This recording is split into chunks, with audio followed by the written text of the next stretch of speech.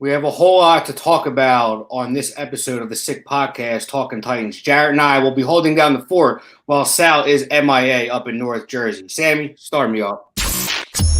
Turn up your volume. Because you're about to listen to the Sick Podcast. Talking Titans. Levis towards the end zone. Got a man. Touchdown. Wow. And it's the fourth TD pass of the day in the debut of Will Levis. The sickest Tennessee Titans podcast. Sick! It's gonna be sick. We are live for another episode of the Sick Podcast, Talking Titans. Like I said, it is Jarett and I holding down the fort as Sal is getting himself primed and propered for a wedding he has up in North Jersey, I believe. Another one bites the dust, man. Another one off the market. Yeah, another one suffering 25 to life. But, if you got the right woman like I do, like my perfect wife, then... Gotta say something about my wife, too. Yeah, she's all right. Well, she deals with you and three mini versions of you, so she's got to be all right. Yep. So if Sal's buddy has a woman like my wife for years, then it'll be smooth sailing from here on out. That's besides the point, though. Let's jump right into it, Jarett. We had our GM say a few words on Bussin' with the Boys. We had our coach say a few words on Bussin' with the Boys. We had some Coach Callie mic'd up at OTAs today. Let's dive right into it and get your thoughts on everything. So the first thing I want to talk about is not the Julio Jones. See, what gets me going is Calvin Ridley talking about Treylon Burks with the Julio Jones reference. He says he's been really fast at practice with his size and speed. He's very comparable to Julio Jones and AJ Brown. I've been seeing videos of him at OTAs. He's catching everything, but that's OTAs again, man. He's got to stay on the field during games. Everything looks sexy in preseason. Like we all fell in love with Kyle Phillips a couple of years ago. Man, he looks like fast. He's catching everything. It's a 7-on-7. So what? Like we always say, 7-on-7s don't mean nothing until you put the pads on and you actually play football on Sundays. Can you stay healthy and can you be reliable for this offense? Everything looks good.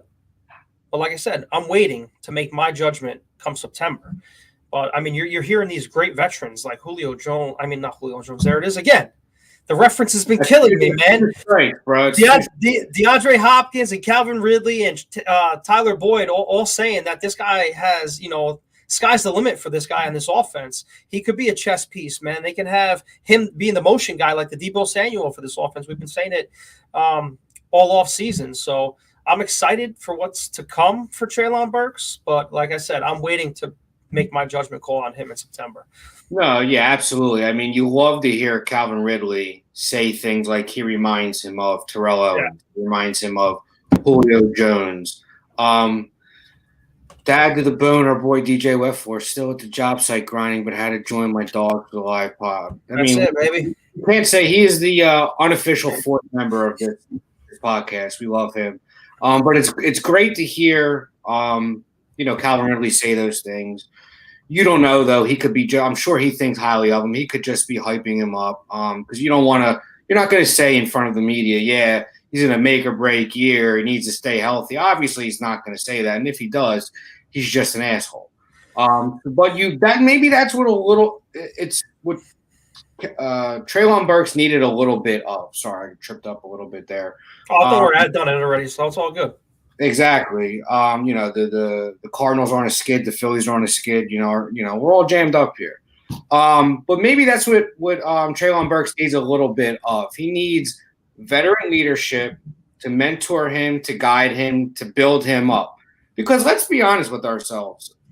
Crazier things have happened in this league than a third-year receiver who was a first-round pick, succeed. There have been crazier things. Yes, he's been lackluster. Yes, he's only shown flashes. Yes, he's failed to stay on the field. But is that the product of a run-heavy offense, an offense that wasn't utilizing him to the best of his abilities? Because we saw what he could do in flashes. Now he has three veteran receivers in front of him that he can learn from. He has a lot of pressure taken off of him. Yes, it is his third year, and it is make or break. But crazier things have happened in the world, in the NFL. Think about it. Brock Purdy, second year in the league. He's been to an NFC title game. He's almost won a Super Bowl in his second year. To me, that's way crazier than a third-year receiver finding, his form in his third year. So crazier things have happened. We say that optimistically. We say it cautiously, though, because we saw what the tape looked like last year. This guy looked like he was going to take over the league, and he was making play after play in OTAs in training camp. Had the little injury scare, but then came back and still looked, decent when he first came back. His first few weeks of the regular season, and then you saw the roller coaster that his career has been thus far. That being said, I think he's in as good of a situation as you can be, considering what he's been through in his career so far. It definitely is the best situation for him because, like you said, you have those three veterans. And I was listening to his press conference, so to say, today with the reporters, and he said that this offense is very similar to what he ran in college, and he was very comfortable in that system. So to me, I feel like the stress now is off of Treylon Burks. Now, absolutely.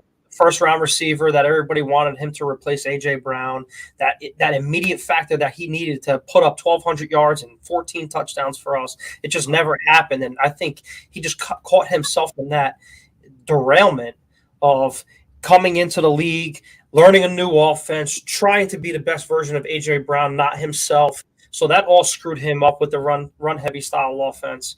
So with this, I think it's going to slow his roll down. And like I said, if this is the offense he ran, very similar like what he's saying in college, he could very much take off now, especially Tyler Boyd is the best slot wide receiver in the NFL, so to say.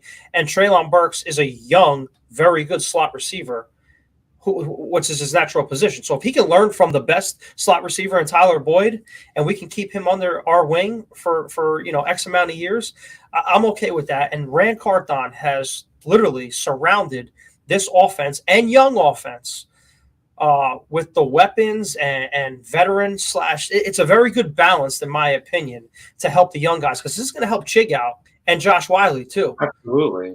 Because you have the three veteran wide receivers out there. Now you have the three young guys on the offense. So it's not going to just be all them to produce. So I love what he's doing. Oh, absolutely. And I said it last week. You said it just now.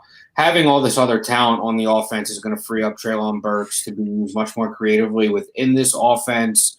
And you just have to love what you hear from Callahan when he talks about, how he's going to use different players at different positions and how excited he is over the skill set of our receivers, our running backs. So it's early. He looks good. Knock on wood. Treylon Burks continues to improve and learn this offense. You would have to assume, like you said, he said today, this is similar to what he ran in college. So he's going to be playing a similar position to what he did in college. The offense is similar. Hopefully this is one building block after another leading up to a successful third year. So yeah. Now, whether you or any of the listeners listen to Rand Carthon on Bussin' with the Boys yesterday, I watched it and I watched the whole Callahan interview last week as well, because having those two guys on a podcast like that is just huge for those guys in Nashville. So I love what they're doing, Will Compton and Taylor LeWan. Shout out to you guys. You guys have been killing it with those videos and clips and getting those guys on the bus. But we do have, no free shout outs at all. Stealing that a little bit from you guys, but we do have a clip from Rand Carthon from Bussin' with the Boys about how he's building this young team around Will Levis. So Sammy, roll that clip. I tell you all the time, like when you're coming up in this business and you're learning, like the draft is where it happens. It's where you really build your team, and you cut your teeth and you make your way building through the draft. Because it gives you such leeway. Like we're not able to make the free agent moves we made if we have to pay our quarterback $50 million. Mm-hmm. Right? So we got a good promising young quarterback who's on a rookie deal, which gives us more room to kind of build around him. Now, prayerfully, is going to flip soon, and he plays extremely well, and his contract shows that. Yeah. And so now it's back to us building through the draft, because we're going to have to surround him with young, talented players, because you can't go out and pay everybody, especially with the cost of doing business now. You can't afford to pay everybody. Yeah. Man, it's so refreshing hearing that from a GM. And we thought we heard all that stuff from John Robinson. but we really didn't. We have our guy in Will Levis. He believes in it solely, so they literally loaded this team up, offense and defense, to win now. So that's why everyone's picking us 2 wins, 4 wins. I don't believe it. I love to be the silent critic. Sleep on us, please. Let the media sleep on us. Let us win that 11 games and say, damn, man, Will Levis, 4,000 yards. We haven't had a 4,000-yard passer in Tennessee ever. Okay? Ever. So he has the. Are we talking Houston Oilers too? Like I'm talking everything. I think the closest to it was 3,900. No, 38 or 3,900. So he has that capability with the weaponry that he has on offense and Brian Callahan's offense. Forget about it, man. What's your take on Rand Carthon's interview right there with Busting with the Boys on how he's building the team and surrounding it with Will Levis? Well, like you said, it's interesting to hear a GM talk openly about how a team in the modern NFL is supposed to be built. You have to build around your young quarterback while he's on a rookie deal. It's not to say you can't sustain success after the rookie deal. It just becomes more difficult because if you're given a quarterback a second deal, it's to the point now where you're paying a tier 2 quarterback, a tier B quarterback, $30+ million. And if they're really good, you have to pay them $50-60 million now and allocate, 25% of your salary cap to one player. So it becomes much more difficult. Yeah. I'd love to hear him say it. John Robinson, I'll always be thankful for him helping turn this franchise around. But it seemed like, especially in his later years, he seemed like he thought he was smarter than everybody else. And sometimes when you think you're smarter than everybody else, you outsmart nobody but yourself. And that's what he did. He got close. He tasted a bit of success and then made some wild moves to try to sustain the success. And it did not work. It actually set this franchise back a couple years, in my opinion. So it's very nice to hear him say that. Hearing him say that, though, and this is neither here nor there, I really wish, considering we saw what we saw from Will Levis last year, and we think, there's a pretty good chance he's the future, quarterback for the Titans for a long time. I wish we almost would have traded up around to get him, to have that 5th-year option, to have that extra year to build around. Because now we're talking about if he plays well this year, after next year, he is due for that extension. You can go for a new contract after the 3rd year of your rookie deal. And I'll tell you what, if he has a year similar to what this is cautiously optimistic to what Carson Wentz had his 2nd year in the league, where he took the league by storm. Everyone was down on the Eagles saying, yeah, they might be okay. They took the league by storm. He should have been MVP that year had he not gotten hurt.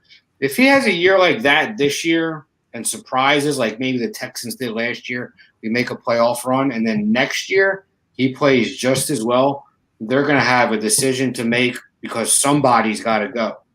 Well, someone's got to go. I mean, you got D-Hop's contract that's going to be expiring after next year. You got Tyler Boyd. You got all these win now mentality free agencies coming in here, and that's why I solely believe that we're not done. And like I said, the safety position is still out there, just lingering right before training camp. That's why I do see them. They're going to allocate more money towards Justin Simmons to try to win right now. So if they do that, they're going to have. Listen, I'm okay. Throw all the chips in right now. Will Levis is their guy.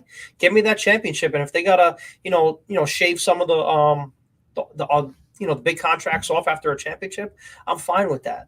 Yeah. But I don't see Will Levis, unless he takes the league by storm, being the highest paid quarterback. No, but what I'm saying is, if cautious not to cut you off, but if he performs well this year and next year, he is not going to play the 4th year of his deal on a rookie deal. He's just not. No. Yeah, he's going to want the raise. Absolutely. Nor can any player. You're putting yourself at risk in the most violent sport in the world.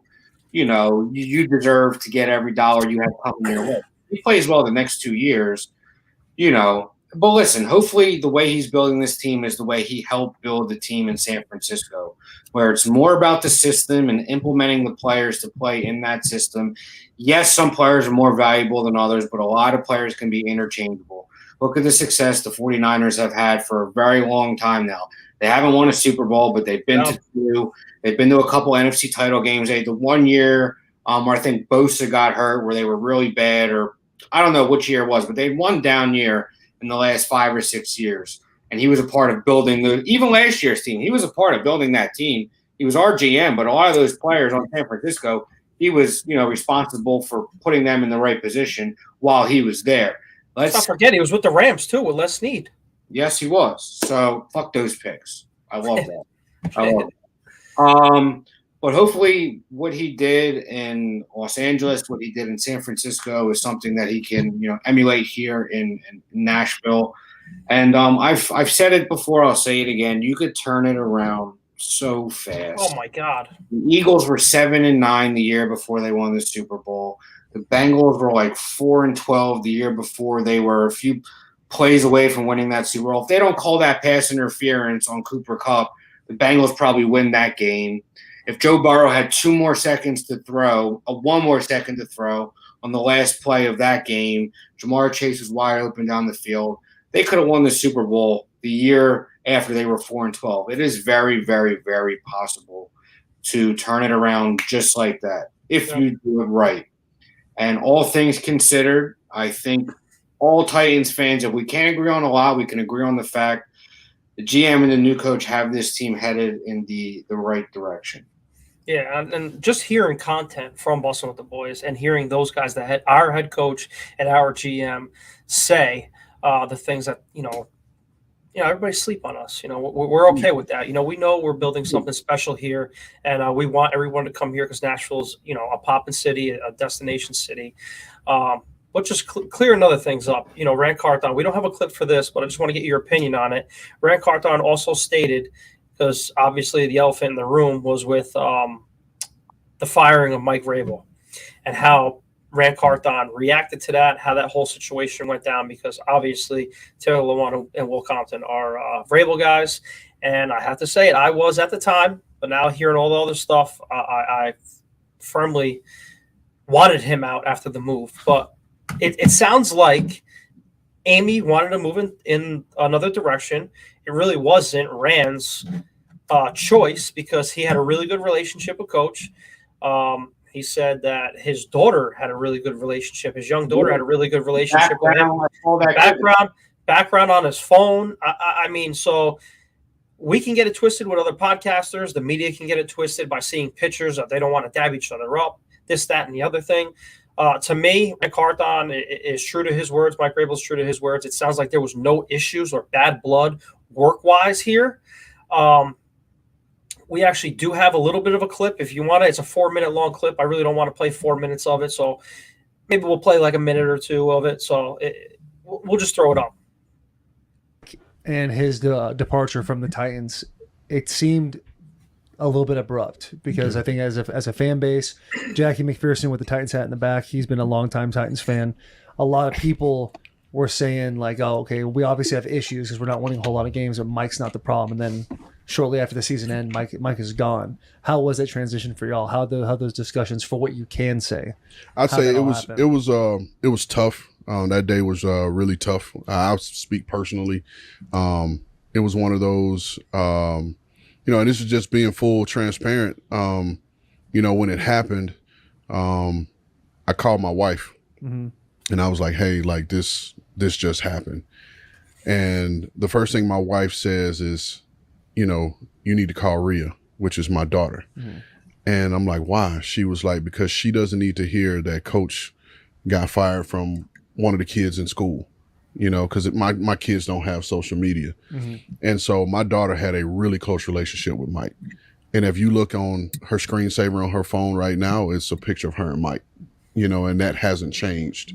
And so, not only to have that happen to him, but to now I got to communicate this to my daughter, and then to have he's now 7-year-old son who he thinks he's the GM and the owner and the head coach.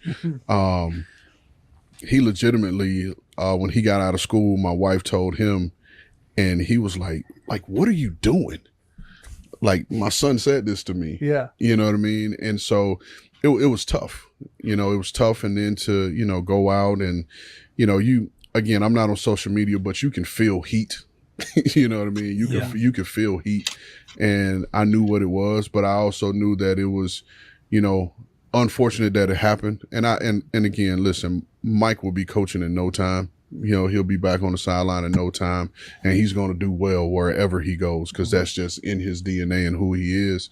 But I knew after that happened, it was no time to sit back and sulk and lick your wounds. It was like, we have to deliver the next guy, and it was, man, for that happened on a Tuesday. First of all, shout out Rand Carthon for not letting his kids on social media.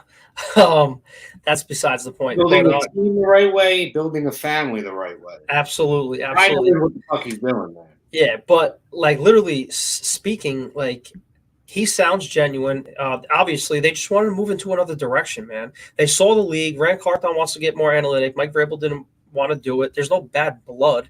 It's just they're moving on a different direction, and that's Amy's choice, so to say. So if she says, I want to see more touchdowns, I don't want more defense, and if Derrick Henry's leaving, I'm sure they had those backdoor discussions. I want to see a new style offense. So we're gonna have to move on from Mike Vrabel. So, and I love the fact how respectful he seemed about everything. That is a class act, and you want your GM to be the way Rand Carthon just was in that interview.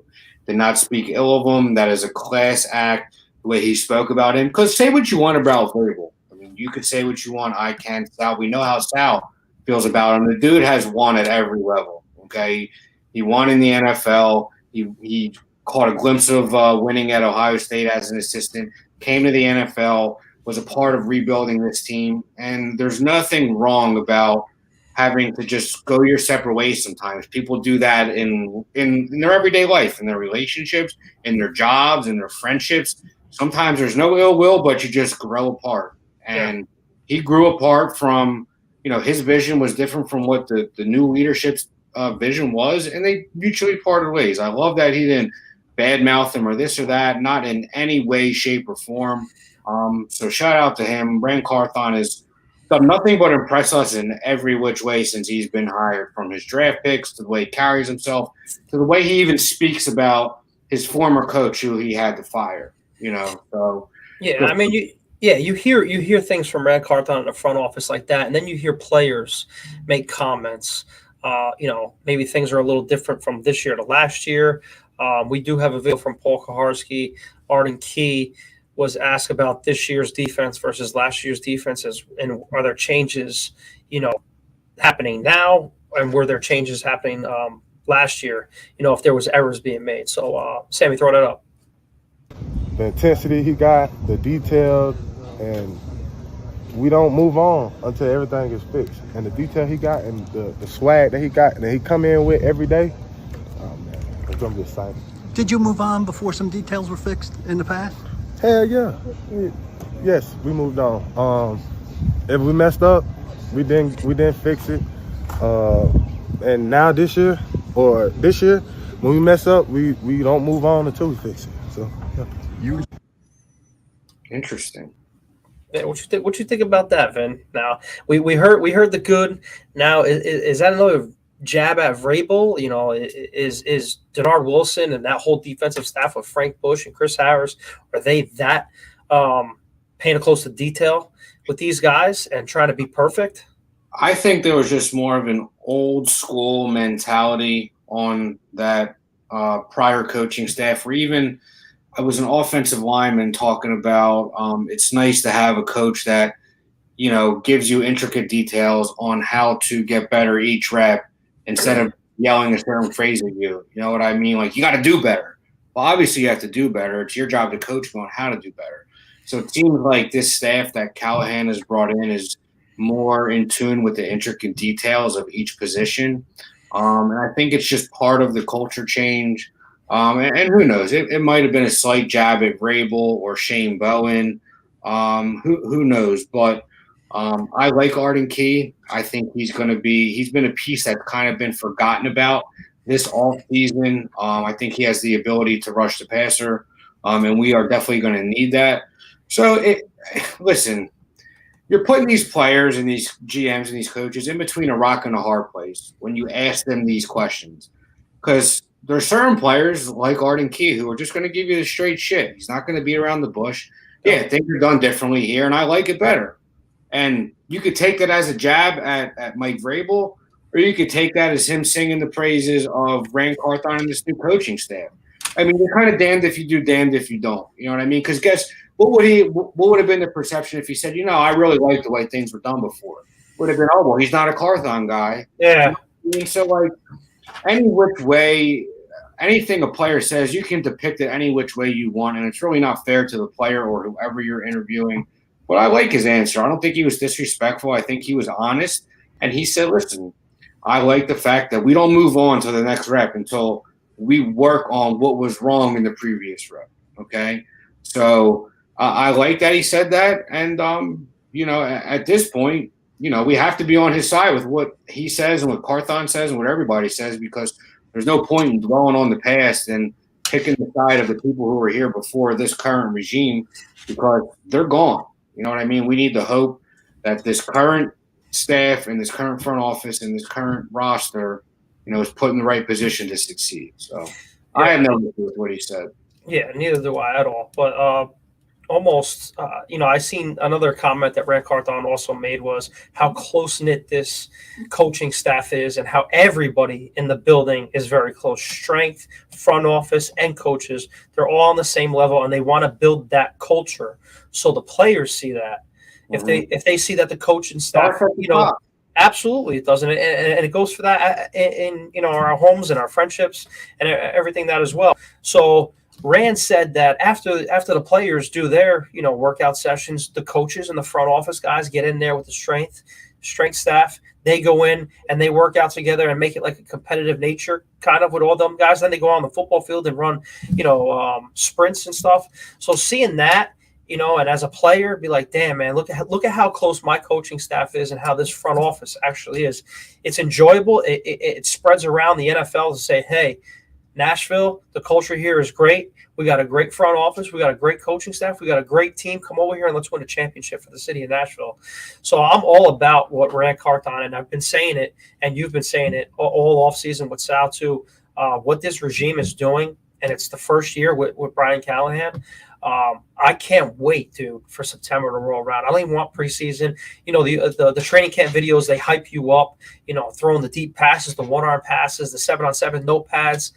That's all fun and games. That looks really good, but I want to see the product on the field on Sunday when the records start counting, and how situational football is being played, because our situational football the last couple of years has not been good at all with Todd Downing and Shane Bowen not making in-game adjustments, and these guys seem like they put not these guys. Brian Callahan seemed like they put a coaching staff together that can adjust well, not only on the offensive side of the ball, but the defensive side of the ball. So I can't wait.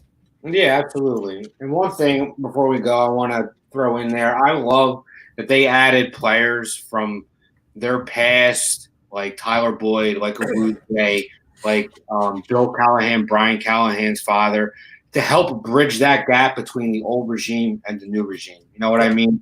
Having some sense of familiarity in that locker room with the current staff and players that have played for them before will make it easier for the newer and younger players to buy into it, So yeah. I'm excited as well. Listen, I love it too. I think we are going to surprise a lot of people. Hell yeah. Having our win total, it was at 5.5 at plus 115. I threw a mortgage payment on it. So come February, if we don't win 6 games, you'll see me picketing, for change outside on the corner of my street. But having our win total move from 5.5 to 6.5, it's still low. It's still a joke. This division is very winnable. If the Texans can do it in 1 year and turn it around, why can't we? They are a very similar situation. New head coach, a lot of young talent. We're in a very similar situation ourselves. And why not us? I say it all the time. You can turn it around fast in this league. Of course, we're going to be optimistic. I mean, cautiously optimistic, but realistic as well. We do have a young team. There are going to be some growing pains, no matter if we have success or not. There's always going to be growing pains. But I think we all as Titans fans could look forward to this season because our front office, our coaching staff, the players we brought in have given us something to be excited about, which is the whole point of being a fan, right? Sorry, I just got a work text message. My bad. How's the power doing or the gas up in North Jersey? Gas seems not to be working right now. Not to be working. Well, that sounds like your guys' problem up in yeah. So we had, while you were away, we also had little spies over in Italy, and we had a vintage picture of you in Italy. So it's just to show our viewers over here. Right, baby. Look at that. Yeah, that's it. Right over by the Amalfi Coast, we got Vinny over there lounging on the honeymoon. With the taco meat out, with the chains out, living my best life. You just missed it. I must have just finished the cigarette. I must have flicked it to the side right before this picture was taken. But, I mean, what a shot. I mean, look, you and Sal are in the background creeping on me. That's it. And AC's always keeping – AC's like the casino camera, AC and Sammy. They always got eyes on us no matter where we're at. The eye in the sky watches us all. But, yeah, I mean, what a beautiful – wow, you're going to have to send that to me so that I can put it on Instagram to show it. I got you. I love how you had so much fun with the wife in Italy. Loved having you back talking Titans football. I know Sal's busy right now with the weddings, so I know he'll be back. It's a busy time for the summertime, especially him being 30 and his friends getting married. So I was there. At one point. You were there. So yeah, and I guess my invitation to the bar you were at this weekend got lost. Yes. So I'll chalk it up as the check is in the mail. You know what I mean? I'm still waiting on it. So don't worry about it, you guys. Me and Sal. He was in Seaside this weekend. I was in Times River. That shooting, I bet. That's why the shooting went down. Nah. We were long gone. We were long before that. Yeah. Long after that, I should say. You guys didn't know there was some hustle and bustle going on in down the shore, the Jersey Shore this weekend. Multiple different locations. Seaside, there was a shooting. Wildwood got out of hand. But we keep it peaceful in Ventnor. So if you guys ever want to come down south, hop, skip, and a jump to the casino. Hey, it was a great weekend, man. Everyone was caged up for the winter. Everybody wants to get out there and, put the tank tops on, hang out. That's it. Well, if you follow Sal on social media too, guys, tune in this weekend because Sal likes to sing and dance and karaoke. Oh, he gets his feet loose. Yeah. So if you want some good content, tune into his Twitter and his Instagram this weekend because I'm sure he'll be embarrassing himself on the dance floor. But we hope he has a great time and stay safe out there. And let's all say a prayer for him because you never know what he's going to say or do, and that's why we love him, though. Absolutely. With that being said, I'm all out of words for the day. You got anything else left to say? That's it, man. Just for our listeners, thank you again for joining us. Again, like, subscribe, share, unsubscribe, resubscribe, comment on the videos, like the videos. We're also on Instagram now, the Sick Podcast Titans. Give us a follow there. Find us on YouTube, Apple Podcasts, Spotify, all those good stuff. So we appreciate the follows, guys. And like always, we'll see you next time. Tighten up. Sammy. And that's a wrap. Hope you don't miss us too much until next time. Follow the Sick Podcast Talking Titans on YouTube, Instagram, Facebook, Google Play, and Apple Podcasts.